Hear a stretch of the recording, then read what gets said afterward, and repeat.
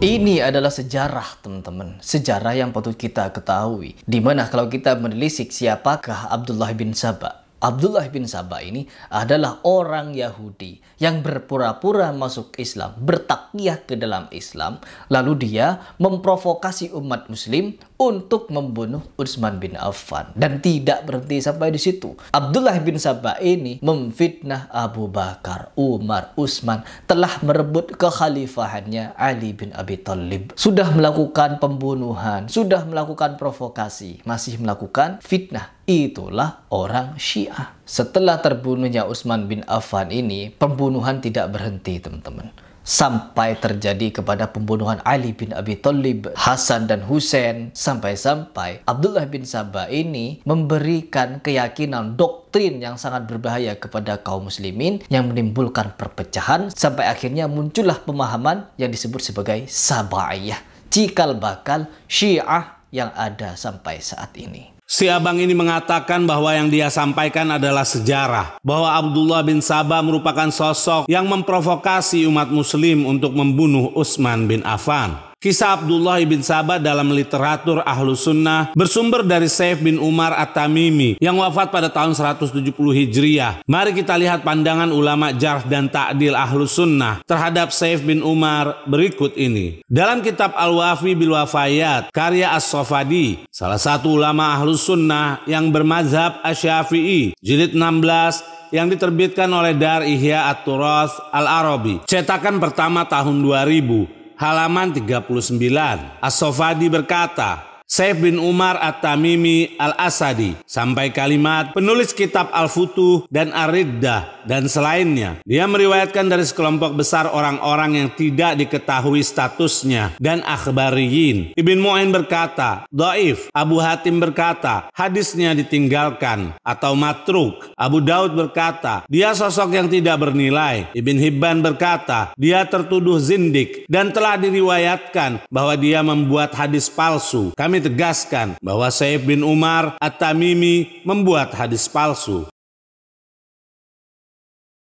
Dalam kitab Al-Mughni karya Az-Zahabi, salah satu ulama Ahlus Sunnah yang diterbitkan oleh Idarah Ihya At-Turath Al-Islami, halaman 419, Az-Zahabi berkata, Saif bin Umar At-Tamimi Al-Asadi memiliki banyak karangan. Riwayatnya ditinggalkan berdasarkan kesepakatan ulama. Ibn Hibban berkata, dia tertuduh zindik. Aku, yaitu Az-Zahabi, berkata, dia mengalami zaman tabi'in dan tertuduh, di mana Ibn Hibban berkata, dia meriwayatkan hadis-hadis palsu.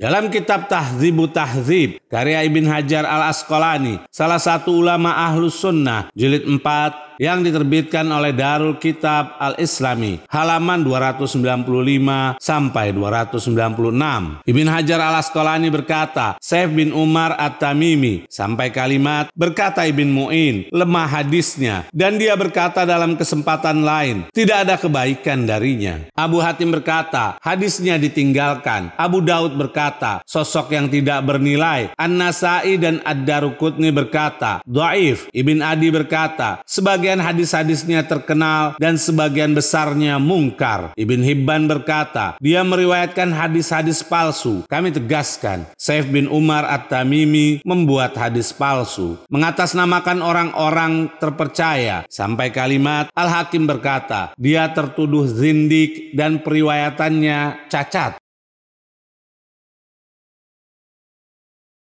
Dengan keterangan di atas tadi tentang sosok Saif bin Umar yang meriwayatkan kisah Abdullah bin Saba, maka hal ini sudah tidak dapat diterima lagi kebenarannya. Namun si abang tidak mengetahuinya karena dia mengandalkan ilmu kuping. Bahkan si abang menciptakan fitnah dan kebohongan sampai-sampai dia borong semua kebohongan dengan pernyataannya bahwa pembunuhan Imam Ali, Imam Hasan, dan Imam Husain juga merupakan ulah Abdullah ibn Saba. Sehingga si abang mengatakan bahwa Sabaiyah adalah cikal bakal Syiah. Mari kita lihat pernyataan ulama berikut ini yang tentunya memiliki ilmu yang mumpuni dibandingkan guru-guru si abang. Dalam kitab Al-Milal wan Nihal karya Asy-Syahrastani, salah satu ulama Ahlus Sunnah yang diterbitkan oleh Darul Kutub Al-Ilmiyah, cetakan kedua tahun 1992, halaman 177.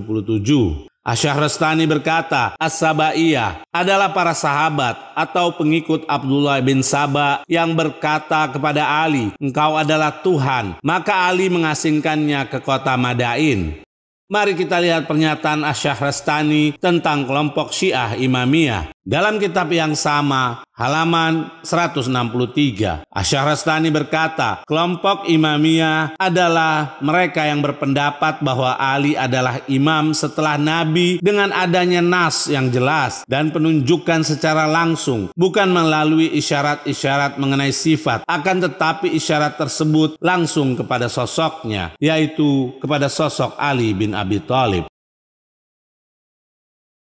Sangat jauh sekali perbedaan antara Syiah Imamiyah dengan Sabaiyah. Karena itu kami yakin si abang ini hanya membeok kepada para gurunya yang senang memproduksi fitnah. Seharusnya si abang ini sebelum berbicara tentang agama melihat pernyataan ulama terlebih dahulu. Sekarang mari kita lihat pernyataan Al-Jurjani, seorang ulama yang memberikan syarah kitab Al-Iji tentang siapakah Syiah Imamiyah itu. Dalam kitab Syarah Al-Mawaqif karya Al-Jurjani, salah satu ulama Ahlus Sunnah, jilid 8 yang diterbitkan oleh Darul Kutub Al-Ilmiyah, halaman 416.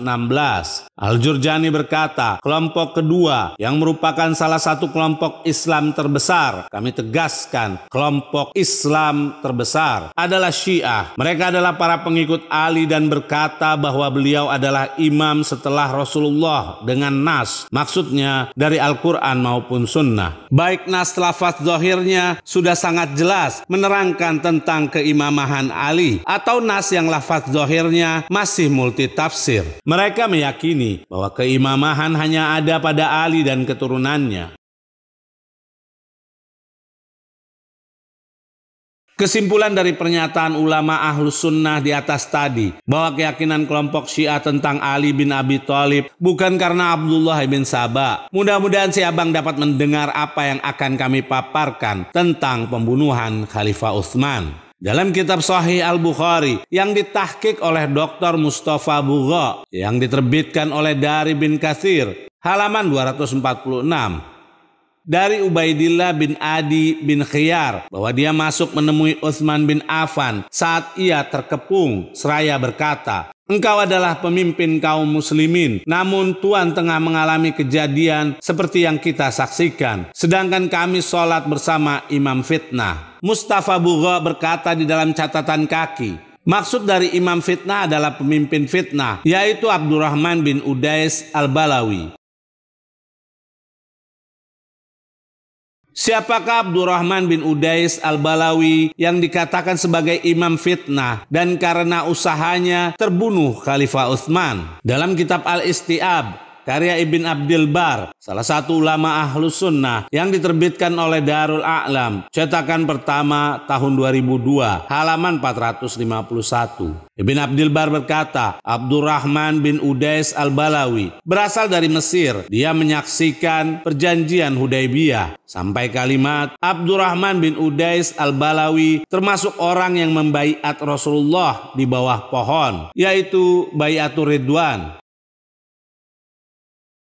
Ternyata pemimpin pengepungan terhadap Utsman bin Affan bukan Abdullah bin Saba. Apakah abang ini tidak merasa malu muncul di permukaan tanpa membawa sedikit pun ilmu pengetahuan? Bahkan terdapat kisah yang mengejutkan di mana Marwan bin Hakam telah membunuh sahabat besar Nabi, yaitu Tolha bin Ubaidillah, dengan alasan berikut ini. Dalam kitab Syiaru A'lamin Nubala karya Az-Zahabi, salah satu ulama Ahlus Sunnah, jilid 1 yang diterbitkan oleh Muassasah Ar-Risalah, cetakan ketiga tahun 1985, halaman 35 sampai 36.